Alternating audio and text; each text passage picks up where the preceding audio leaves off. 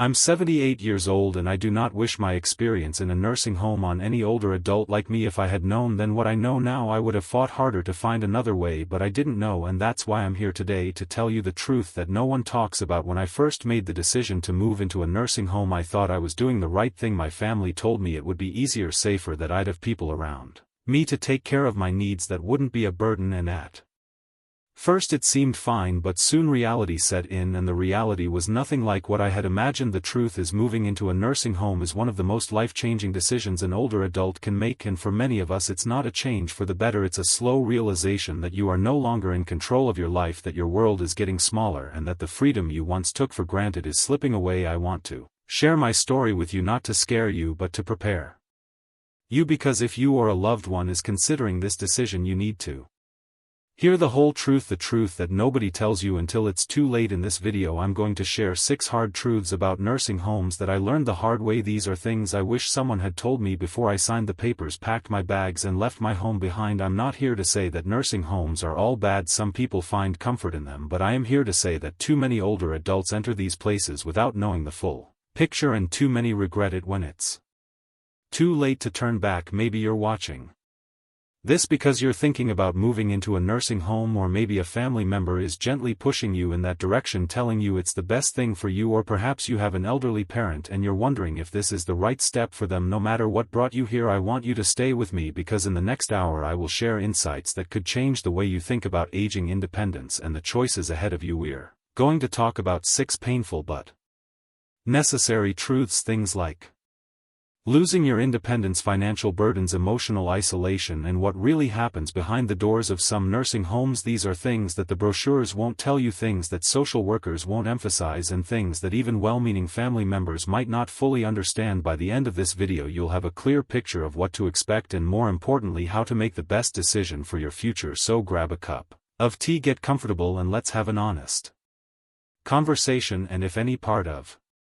my story resonates with you, leave a comment below. I want to hear from you, because this conversation is too important to ignore. One of the hardest things to accept when you move into a nursing home is that your independence is no longer yours. You don't realize how much freedom you have in your own home until it's taken away from you, and let me tell you, when that happens, it is a devastating realization. I remember my first week in the nursing home. I woke up early, as I always had, and I wanted a cup of coffee. Simple, right? But I quickly learned that I couldn't just walk to my kitchen, pour myself a cup, and sit in my favorite chair like I used to know. Oh, here I had to wait. I had to follow the schedule, and the schedule said breakfast wasn't for another hour. That was my first taste of what was to come. Small things you don't even think about when you live on your own, suddenly became controlled by someone else. Imagine this: in your own home you decide when to wake up, when to eat, when to shower, and even what to watch on TV. But in a nursing home those decisions are made for you. Meal times are set, shower days are scheduled, even bedtime is sometimes dictated by the availability of staff. You can't just decide, I feel like taking a walk outside, without checking if it's allowed or if someone is available to escort you. And if you need help going to the restroom, you might have to wait. For the first time in my life I had to raise my hand like a school child just to go to the bathroom. Let that sink in. When you move into a nursing home, people assume that because you're there you suddenly can't do things for yourself, even if you're still capable of some independence. The system slowly takes it away from you. You get used to waiting for things instead of doing them yourself. You stop making decisions because decisions are made for you, and before you know it, the self-reliance you've built over a lifetime starts slipping away. It's not just about the physical things either, it affects your mind. The less you do for yourself, the less you believe you can do for yourself, and that's dangerous. Losing independence is not just an inconvenience, it's emotionally crushing.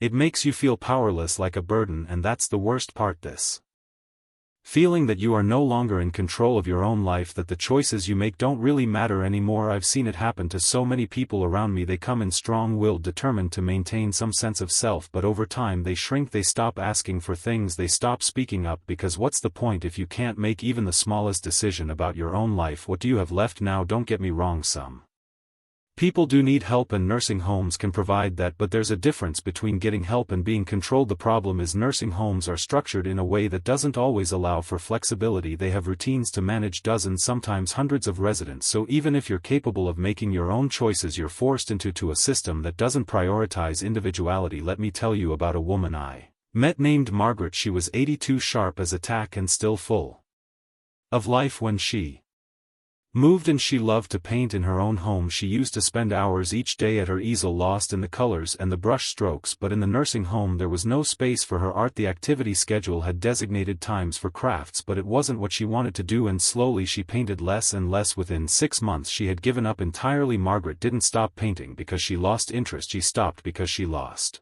control, and that's what happens when independence is stripped away. It takes pieces of you with it. So what can you do if you or a loved one is considering a nursing home? You need to ask some tough questions. What kind of personal freedoms will you still have? Will you have a say in your daily routine? Will you be able to make your own choices about meals, social activities, or even small things like when you take a nap? Some facilities offer more independence than others, so do your research, and if you're still capable of living on your own with some support, explore alternatives: assisted living, home health care, even community-based senior housing. These options allow for more personal freedom than a traditional nursing home. I wish someone had told me all of this before I moved in. I might have made a different choice. Voice, because once you give up your independence it's hard to get it back, and that's something no one ever warns you about. So before you take that step, ask yourself, are you truly ready to hand over control of your life? Because once you do, you may never get it back. When I first moved into a nursing home I was promised a comfortable life. You'll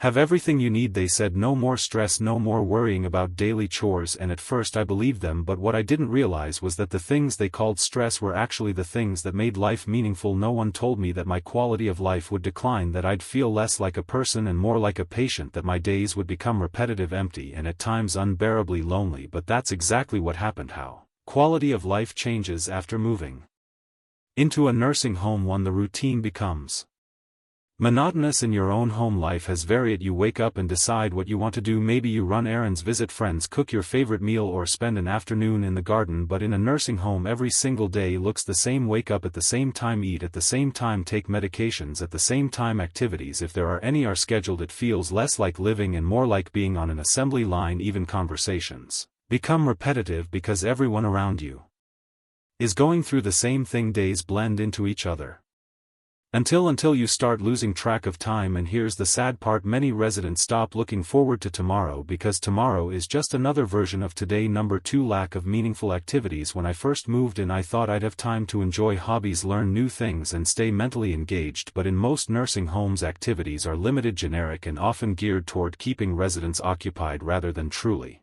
engaged. Let me paint a picture for you. They tell you their activities, but what they don't tell you is that these activities are often the same few things repeated every week. Bingo, a movie, a group exercise session that lasts 15 minutes, maybe some arts and crafts, and if you're lucky a special event once a month. But what if you don't like bingo? What if you've never been into arts and crafts? What if you crave something more, something that challenges your mind and keeps your spirit alive? I met a man named Harold in my nursing home. He was an engineer for over 40 years, a brilliant man who loved working with his hands. Before moving in he built model airplanes, fixed household appliances, and even taught math to local kids. But in the nursing home there was nothing for him. His hands sat idle, and so did his mind. Within months he became withdrawn, depressed. He went from being a man full of energy to someone who barely spoke. That's what happens when you take away a person's ability to do what makes them feel alive. 3, food quality and loss of choice. Food is such a simple pleasure in life. When you live on your own you cook what you like when you like it, but in a nursing home you eat what's given to you whether you like it or not. And let's be honest, nursing home food is not known for being great. Imagine waking up and craving something simple like a fried egg and toast, but instead you're given a plain rubbery omelette with no flavor. Lunch is another bland meal, maybe something processed and unappetizing. Dinner something equally forgettable, and if you don't like it, well, too bad. There aren't many other options for people with dietary restrictions.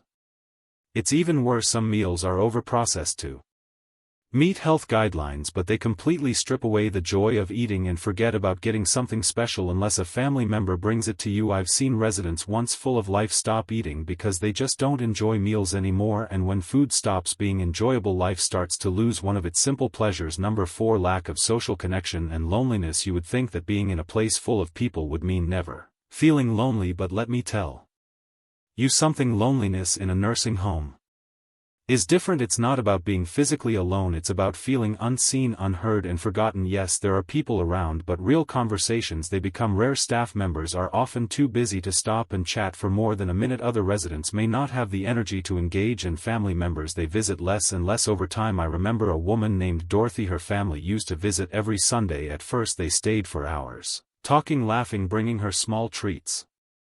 Then the visits got shorter. Once an hour long visit became a quick 20-minute check-in. Then they started missing weeks. Soon she'd sit by the window hoping they would come, but they didn't. I watched as her spirit faded, as she stopped smiling, as she stopped hoping. This happens to so many residents. They feel abandoned, and when loneliness sets in, it affects everything: mental health, physical health, and the will to keep going. 5. Limited medical care and staff shortages. Most people assume that nursing homes have round-the-clock attentive medical care. The reality: many nursing homes are understaffed and caregivers are stretched too thin. It's not their fault, they're overworked and underpaid, but the result is that residents don't get the care they deserve. I've seen people press their call buttons and wait 30, 40, even 60 minutes before someone comes to help. I've seen residents fall and lie there for too long before help arrives. I've seen medications get mixed up, meals forgotten, and personal hygiene neglected because there just aren't enough hands to care for everyone properly. And when you don't get the medical attention you need, your health declines faster than it should. So what does this all mean for you or your loved one? Should you avoid nursing homes altogether? Not necessarily, but you must go in with open eyes. 1. Research before you decide. Visit multiple nursing homes before making a choice. Talk to current residents and ask them about their experience. Observe how staff interacts with residents to ask about daily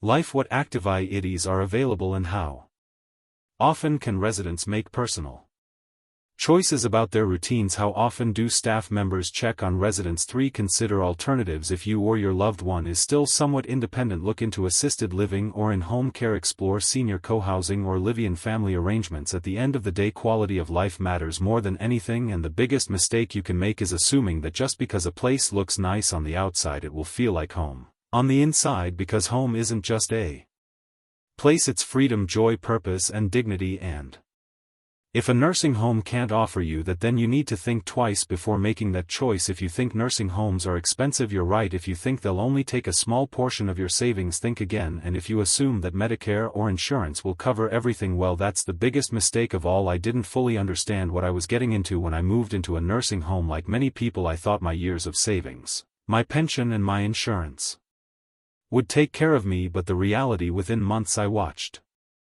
my bank account drained faster than I ever imagined. I went from feeling financially secure to wondering how long my money would last. And let me tell you, there's nothing more terrifying than being old, vulnerable, and realizing you could run out of money before you run out of life. Let's start with the basics. How much does it really cost to live in a nursing home? The numbers will shock you. The average cost of a private room in a nursing home is over $100,000 per year in the US. Even a semi-private room can cost $90,000 per year. Some high-end facilities charge even more, $110,000 or more per month, and these numbers keep rising every year. Think about that for a moment. If you've worked hard your entire life and saved a few hundred, it might seem like you're set for retirement, but at these prices even a lifetime of savings can disappear in just a few short years. A lot of people assume Medicare will take care of everything. That's one of the biggest misconceptions out there. The truth is Medicare only covers short-term stays in a nursing home, usually up to 100 days.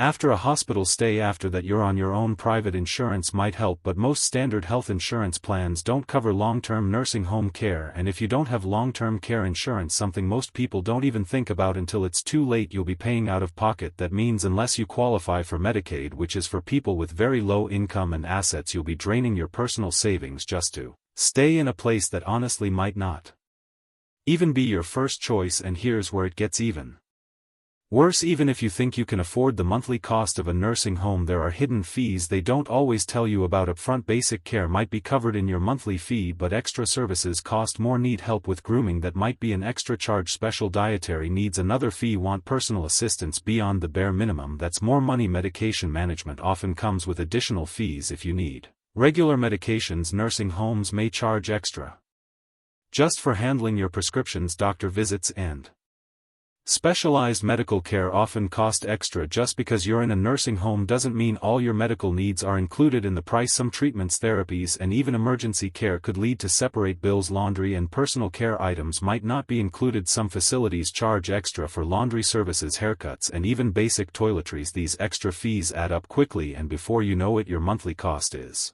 far beyond what you expected. Now, if you're lucky enough to have savings, you might be able to cover these costs for a while. But what happens when the money runs out? That's when families start making heartbreaking decisions. I've seen it happen over and over again. Adult children who thought they had financial stability suddenly find themselves covering thousands of dollars a month for a parent care. Siblings fight over money. Family members make sacrifices, selling homes, dipping into their own retirement funds just to keep their loved one in a nursing home. And let's be honest, not every family can afford that. Not every adult child can pay an extra $5,000 to $10,000 a month for their parents' care, and when they can't, the choices become even harder. If you completely run out of money, you might qualify for Medicaid, but here's the catch: you often have to be nearly broke before Medicaid will help. That means selling off assets, using up savings, and in some cases losing any financial legacy you hope to leave behind. And even if you do qualify for Medicaid, not all nursing homes accept it. Some of the better facilities have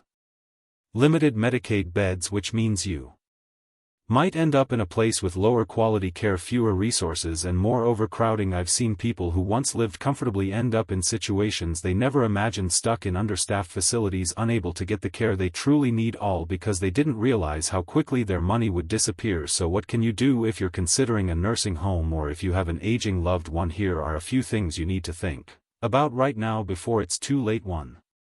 Consider other living arrangements. Can you stay in your own home longer? Within home care, is assisted living a better, more affordable option? Assisted living is often half the price of a nursing home and still provides support. Have you looked into independent senior communities? These offer some care but at a much lower cost. 2. Plan for long-term care now. If you're still working or have savings, look into long-term care insurance, but be careful because premiums can be expensive if you wait too long. Meet with a financial planner to discuss strategies for managing your assets and protecting your wealth. 3. Research Medicaid rules early. Each state has different Medicaid eligibility requirements, so learn the rules before you need care. Some people choose Medicaid planning, which helps legally protect assets while still qualifying for benefits. They say you can't put a price on peace of mind, but in a nursing home everything has a price: your savings, your independence, and sometimes even your dignity. I'm not saying that nursing homes should never be an option for some people. They are necessary, but what I am saying is this: before you make that decision, make sure you truly understand the financial consequences, because once you move in, once you start paying those bills, once you watch your savings disappear month after month, you may realize too late that the cost is far greater than you ever expected. And the hardest part, by the time you realize it, it's often too late to turn back. This is the hardest truth to talk about, but it's also the one you absolutely must hear. Not everyone who works in nursing homes should be there. Not everyone who is responsible for caring for the elderly actually cares. I wish I could tell you that every nursing home is a safe, loving place, that every resident is treated with kindness and respect, but that would be a lie. The truth is, thousands of older adults suffer from neglect, mistreatment, and even abuse in nursing homes every year, and many of them suffer in silence, afraid to speak up, afraid of retaliation, or simply too weak to fight back. If you or a loved one are considering a nursing home, you need to know the risks, because once you're inside, once you're at the mercy of others for your daily care, you become vulnerable in ways you never imagined. Neglect is one of the most common and heartbreaking problems in nursing homes, and the worst part, it's often not intentional. It happens because facilities are understaffed, overworked, and poorly managed. But for the people suffering from it, that doesn't make it any less devastating. Imagine pressing your call button because you need help getting to the bathroom and waiting and waiting and waiting. I've seen residents sit in soiled clothes for hours because no one came to help them. I've seen people left in bed all day because there weren't enough staff members to help them move. I've seen elderly people sitting alone in wheelchairs, unfed, unbathed, untreated because the system is broken. This isn't just uncomfortable, it's dangerous. Being left in one position for too long leads to bed sores, which can turn into serious infections. Not getting proper hydration leads to dehydration, which can cause confusion, weakness, and even death. Skipping meals results in malnutrition. making seniors more vulnerable to illness and injury. When you live in a nursing home, you are completely dependent on the staff for everything, and if they don't come, if they forget, if they're too busy, you suffer the consequences. Another major form of neglect is the lack of proper medical care. You might think that being in a nursing home means having better access to health care, but in many cases it's the opposite. Medications are sometimes given late or forgotten entirely. Pain is often dismissed. Symptoms of serious conditions like infections, strokes, or heart issues are ignored until it's too late. To stay involved. If you have a loved one in a nursing home, visit often. Residents with regular visitors get better care because staff knows someone is watching. Ask questions. How often are medications given? What is the staff to resident ratio? How are complaints handled? 3. Know the warning signs: unexplained bruises, cuts or injuries, sudden weight loss or dehydration, fearfulness around certain staff members, frequent infections or bed sores, withdrawn or depressed behavior. 4. Report abuse immediately. If you suspect neglect or abuse, report it to the nursing home administration, local ombudsman, or adult protective services. Don't be afraid to move your loved one if necessary. Sometimes the only way to protect them is to take them out of a bad situation. No one deserves to be treated like a burden. No one deserves to be neglected, mistreated, or abused, and yet in too many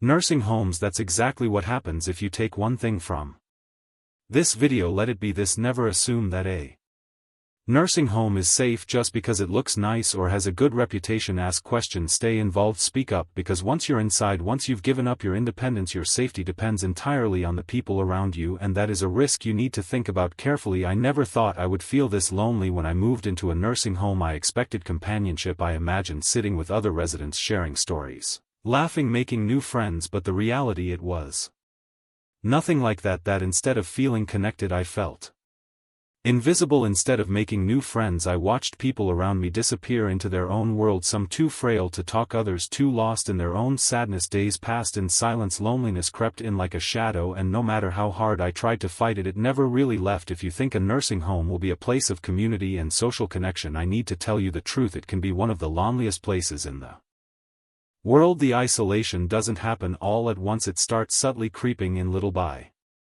little. It begins the moment you step through those doors and realize that life as you knew it is over. You leave behind your home, your familiar surroundings, your neighborhood. Your routine is no longer your own. Everything is scheduled for you. You lose access to many of the small freedoms you once had. Suddenly you're not just an individual, you're a resident. Your world shrinks to the size of your room and a few common areas. Your days are dictated by meal times, medication schedules, and the availability of staff, and if you're not careful, you start to fade into the background, just another person in a long hallway of forgotten faces. One of the hardest things to accept is that over time the visits slow down, people get busy, life moves on without you. At first family members come often, they check and they call, they bring small gifts, but then the visits become shorter, less frequent. Excuses start piling up: work has been busy, the kids have school, we'll visit next weekend. And before you know it, you're sitting alone, staring at the door, hoping someone walks through it. Holidays are the hardest. I remember one Christmas where I sat by the window all day waiting. The staff set up decorations, played music, even gave out small gifts, but it wasn't the same because what I really wanted was my family, and they never came. Friendships are another casualty of moving into a nursing home. The people you used to see regularly, the ones who stopped by for coffee, the neighbors you waved at every morning, they slowly drift away. Some don't visit because they assume you're being taken care of. Others don't come because it's too painful to see you in this setting, and some, they simply move on with their lives. Before long the phone stops ringing, the invitations stop coming, and you realize that the world used to be part of is continuing without you. You might think, well, at least there are other residents, at least there will be people to talk to, and that's true to an extent, but the reality of social life in a nursing home is not what most people imagine. One, not everyone can participate. Many residents are too sick, too weak, or too mentally impaired to hold a conversation. Dementia is common. Some people sit in wheelchairs staring blankly at the wall, others sleep through most of the day. The people you thought you would connect with might not even be able to respond to you. 2. Activities are limited and repetitive. Most nursing homes have activity schedules: bingo, movie nights, arts and crafts, but let's be honest, these activities aren't always fulfilling. They feel like distractions, ways to pass the time rather than genuine opportunities for connection. And if you're not the kind of person who enjoys these activities than what you sit in your room, you stare at the television, you watch the clock waiting for the next meal, the next medication, the next moment of interaction, no matter how brief. 3. The lack of meaningful conversation. One of the most painful aspects of nursing home life is the loss of deep meaningful conversation. You can go days, weeks without having a real talk with someone who genuinely knows and cares about you. The staff are busy, other residents may not be mentally present, and the result: you start to feel like you don't exist. Loneliness isn't just an emotion, it's a health risk. Studies show that social isolation can be as harmful as smoking 15 cigarettes a day. It increases the risk of depression, dementia, and even early death. I've seen it happen. Residents who were once full of life become withdrawn. People who used to smile stop trying, and those who still want to engage, they struggle to find anyone who will listen. The mind starts to shut down when there's no one to talk to, when there's nothing to look forward to, when the days blend into each other with no real connection to the outside world. So what can you do if you or a loved one are facing the possibility of moving into a nursing home? How can you fight against the emotional and social isolation? 1. Choose a facility with strong social programs. Look for nursing homes with diverse activities, not just the basics. Ask about resident engagement programs. Do they encourage social interaction, or do they just go through the motions? See how staff interact with residents. Are they warm and friendly or distant and rushed? 2. Stay connected to family and friends. Schedule regular video calls and phone calls even if visits are difficult. Technology can help bridge the gap. Encourage family to visit often, not just on holidays. Consistency is key. Ask loved ones to send letters, cards, or small personal items, anything to remind you that you are not forgotten. 3. Find meaningful ways to engage. Join a reading group or discussion circle if available. If not, start one. Write letters or keep a journal to stay mentally active. Look for volunteer opportunities within the home. Some facilities have resident-led programs. No one tells you how lonely it can be. No one warns you that you might feel abandoned, invisible, forgotten. But now that you know, you can do something about it. If you're considering a nursing home, demand better. If you have a loved one in a nursing home, don't let them become one of the forgotten ones. Visit them, call them, remind them that they still matter. Because at the end of the day, the worst thing about growing old isn't the loss of strength or the physical pain, it's the feeling that you no longer belong to the world you once knew. When I moved into a nursing home, I told myself it was temporary, just for a little while. I thought just until I get stronger, just until things settled down. But days turned into weeks, weeks turned into months, and before I knew it, I realized something that shook me to my core. I wasn't leaving. What no one tells you is that once you enter a nursing home, leaving becomes almost impossible. The decision feels reversible at first, but in reality for most people it's a one-way door, and that's what makes this decision so heavy, so final, so heartbreaking. Because once you walk in, you might never walk out. Most people don't realize how quickly independence can slip away after moving into a nursing home. At first it seems like a choice, but soon it becomes the only option, and once that happens, leaving is no longer something you control. There are several reasons for this. 1. The loss of physical and mental strength. The first thing that happens when you enter a nursing home is that your body starts to slow down. It's not because you suddenly became weaker, it's because the environment encourages attendance. You don't move as much, everything is done for you, meals are brought, medications are administered, and you're often encouraged to sit and rest rather than stay active. You're no longer responsible for daily tasks. Cooking gone, cleaning gone, even small things like picking out your clothes can be done by someone else. You lose motivation when there's no real reason to push yourself. It becomes easier to let go of the drive to stay strong. At first you might still feel like yourself. You think, I could still leave if I really wanted to, but after months, maybe years of not using your muscles, not challenging your mind, not being in control of your daily life, you reach a point where you physically and mentally can't leave anymore. And that is one of the scariest realizations of all. 2. The financial trap. Your assets are gone. Leaving a nursing home isn't just about physical ability, it's about money. And here's the cold truth: once you're in, it's financially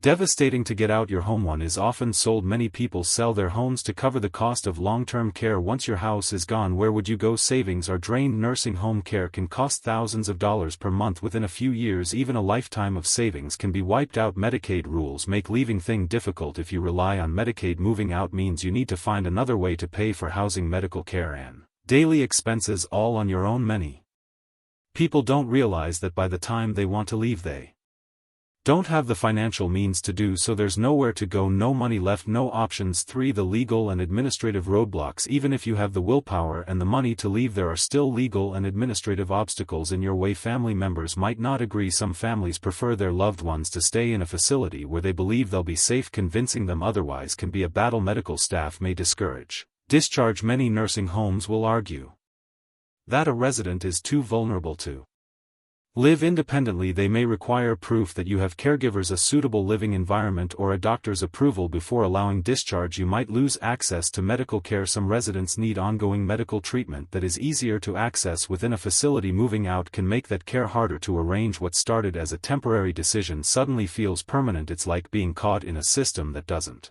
want to let you go. One of the hardest moments of my life was the day I looked in the mirror and said out loud, I am never going home. Imagine this: you wake up every day in the same small room knowing this is where you'll spend the rest of your life. You realize that the home you built, the possessions you love, the neighborhood you belong to are all gone. You feel like a guest in your own life, watching from the sidelines as the world moves on without you. The finality of the decision isn't something you notice right away. It creeps in little by little until one day you realize there's no way back, and that's when the regret sets in.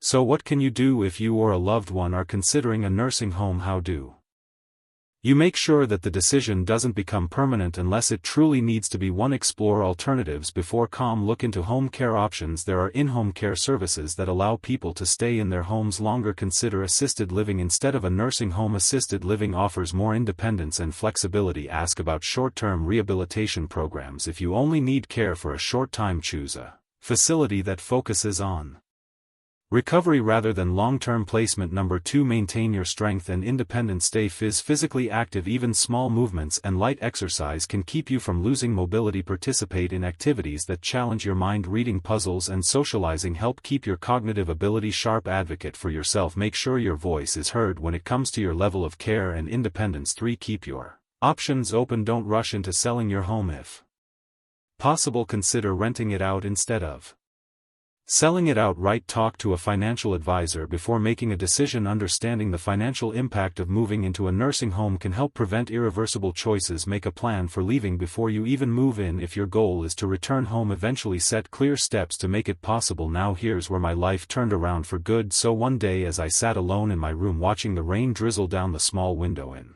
my nursing home, I realized something. I could not stay here any longer. I just have to get out. The walls felt smaller, the routine felt suffocating, and for the first time in months I allowed myself to say the words out loud. I want to go home. At first I was terrified to admit it. What if my children refused? What if I couldn't manage? What if I failed? But then I thought, what if I never tried? What if I never even asked? So I picked up the phone and called my oldest son. I told him everything: the loneliness, the helplessness, the feeling of being trapped. I expected him to argue, to say it was for my own good, but instead he listened. A few days later he came to visit. We sat together in the small impersonal room I had been living in, and he asked me, "Are you sure, Dad?" And without hesitation I said yes. It wasn't easy, but my son helped me with everything. He worked through the paperwork, spoke with the administration, and even called a financial advisor to figure out the logistics. We found a caregiver to assist me at home. We rearranged my living space to make it safer, and after months of planning, the day finally came. I stepped outside the nursing home for the last time, took a deep breath of fresh air, and felt something I hadn't felt in years: freedom. That first night back in my own home, sleeping in my own bed, surrounded by the memories and comforts of my own life, I knew I had made the right decision. I share this story because I want you to know, if you feel trapped, if you regret your decision, if you think there's no way out, there is hope. It won't be easy, but it's possible. If you or a loved one are considering a nursing home, ask yourself, is this truly what you want? Is this truly necessary? Because once you say yes, it may be too late to say no. But even if you've already made the decision, don't lose hope. If you have the strength, the willpower, and the right support, you can take back control of your life. If you found this video helpful, share it with someone who might need to hear it. Let's start the conversation. Let's make sure that no one walks into this decision blindly, and most of all, let's remind the world that aging doesn't mean losing control over our own lives.